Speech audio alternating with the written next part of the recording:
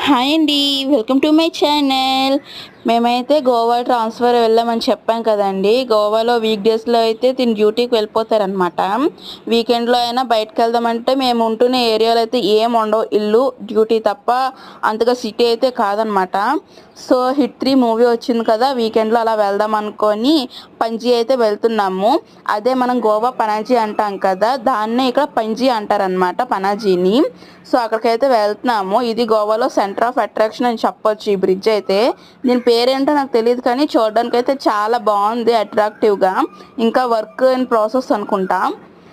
తర్వాత వెళ్ళడానికి అయితే కొంచెం వాస్కో నుంచి దూరమే, కాకపోతే ఇక్కడ చూడడానికి ఏం లేవన్నమాట.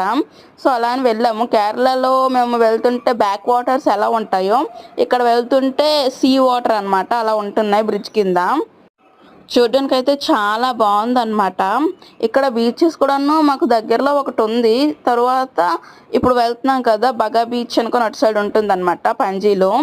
అటు సైడ్ బీచెస్ ఇంకా ఫర్దర్గా ప్లాన్ చేయాలి చూడడానికి. ఇంకా బీచెస్కి అయితే ఏం వెళ్ళలేదు. సో మేము హిట్ 3 మూవీకి అయితే వెళ్ళాం కదండి. ఈవినింగ్ టైంలో వెళ్ళాము. చూసి వచ్చేటప్పటికే నైట్ అయిపోయిందనమాట. నైట్ వ్యూ ఇలా ఉంటుంది గోవాలో.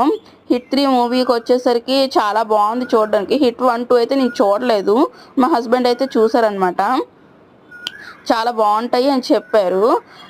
హిట్ అలాగా 10 వస్తాయా అంట, మరి ఏదో చూడాలి వస్తాయో లేదో అనేది. హిట్ 3 అయితే నాకైతే బాగా నచ్చింది అనమాట.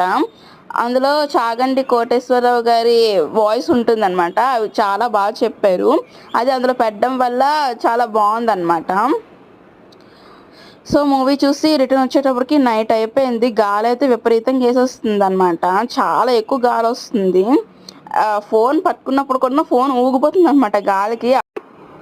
సో మీలో ఎంతమంది హిట్ 3 మూవీ చూసారు, మీ ఒపీనియన్ ఏంటో కామెంట్ చేసేయండి.